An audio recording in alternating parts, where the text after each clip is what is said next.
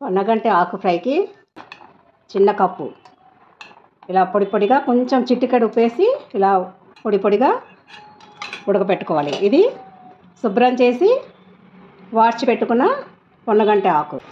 పోపు దినుసులు, వెల్లుల్లి కారము, ఉప్పు, వేరుశనగ నూనె, పల్లి నూనె అన్నమాట, పసుపు, అల్లం వెల్లుల్లి పేస్ట్ లేకపోతే తురుముకోవచ్చు, కరివేపాకు, ఉల్లిపాయలు కొంచెం ఎక్కువ వేసుకోవాలండి, బాగుంటుంది.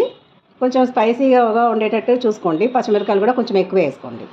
పొయ్యి మీద బాగా పెట్టుకుని దాంట్లో నూనె వేసుకుందామండి. పల్లి నూనె అయితే బాగుంటుంది. ఎప్పుడైనా ఒక చిన్న గిన్నెడు పడుతుందండి. 2 గంటలు అనమాట ఇది. పోపు దినుసులు శనగపప్పు, మినపప్పు, ఆవాలు, జీలకర్ర, ఎండుమిర్చి. చూడండి పోపు దినుసులు వేగినాయి కదా. ఇప్పుడు ఉల్లిపాయలు వేసుకుందాం. ఈ కూర కొంచెం కారం ఉండాలండి. మనం కందిపప్పు ఉడకబెట్టేస్తున్నాం కదా, చాలా బాగుంటుందండి. ఈ పొన్నగంటి ఆకు కళ్ళకి చాలా మంచిది. ఏ విటమిన్ పుష్కలంగా ఉంటుంది అన్నమాట. ఈ పొన్నగంటి ఆకుని బంగారంతో పోలుస్తారండి. ఇక్కడ తెలంగాణలో, ఆంధ్ర కానీ ఎక్కడైనా సరే బంగారంతో సమానం అనమాట. అంత మంచి ఆకు కాబట్టి మీరు ఎప్పుడు దొరికినా కూడా ఎక్కడైనా తెచ్చుకుని వండుకొని పిల్లలకి పెట్టండి, మీరు కూడా తినండి. ఇది కొంచెం వేగాలండి. దీంట్లో కరివేపాకు కూడా వేసుకుందాం. మీరు ఒకసారి ట్రై చేసి మీకు నచ్చితే కనుక ఫాలో అవ్వండి. మగ్గాలి. ఇప్పుడు మనం ఏం చేద్దామంటే దీంట్లో అల్లం వెల్లుల్లి తురుము పెట్టుకున్నాం కదండి. 1 ఇంచు అల్లము, ఒక 2 వెల్లుల్లి.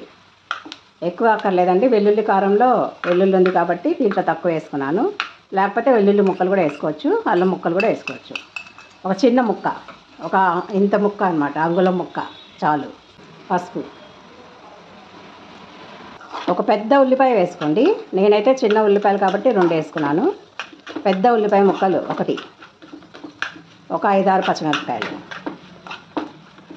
ఒక అంగుళం ముక్క అల్లం, 2 వెల్లుల్లి రెబ్బలు, కరివేపాకు, పోపు దినుసులు. ఇంతేనండి, ఏం లేదు, సింపుల్గా చేసేసుకోవచ్చు.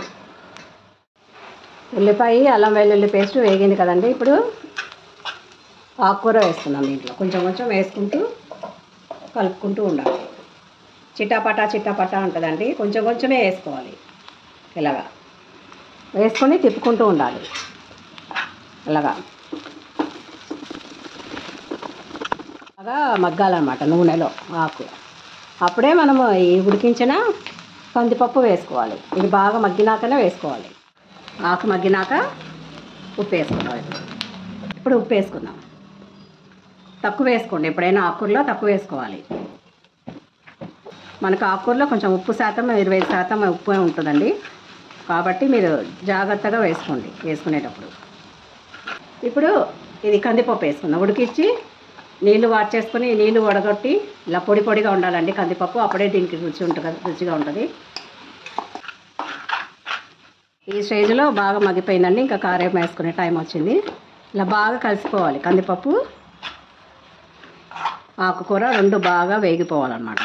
ఒక 5 నిమిషాలు మగ్గించుకుందామండి. మూత పెట్టి అన్నీ కలుస్తాయి బాగా. చూద్దామండి ఎంతవరకు మగ్గిందో. ఒక 2 నిమిషాలు పెట్టుకున్నాం కదా మూత. మంచిగా మగ్గిపోయింది కదా ఆకుకూర, పప్పు. ఇప్పుడు మీకు రుచికి తగినంత కొంచెం కారం వేసుకోండి. వెల్లుల్లి కారం అండి ఇది.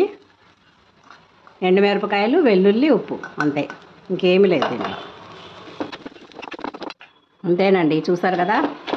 ఇలా మీరు కూడా ఇలా రుచికరంగా చేసుకోండి. ఇంతే, ఇది అయిపోయింది. సర్వ్ చేసేసుకుందామండి బౌల్లో. చూడండి ఎంతో రుచికరంగా పొన్నగంటి కందిపప్పు ఫ్రై వెల్లుల్లి కారంతో రుచిగా రెడీగా అయిపోయిందండి. మరిన్ని వీడియోస్ కోసం ఈ వీడియోని లైక్ చేసి, షేర్ చేసి, ఛానల్కి సబ్స్క్రైబ్ చేసుకోండి. ఆ గంట సింబల్ మీద కొట్టే ఆల్ అని సెలెక్ట్ చేసుకుంటే మీకు నేను వీడియో పెట్టినప్పుడల్లా నోటిఫికేషన్స్ వస్తాయి.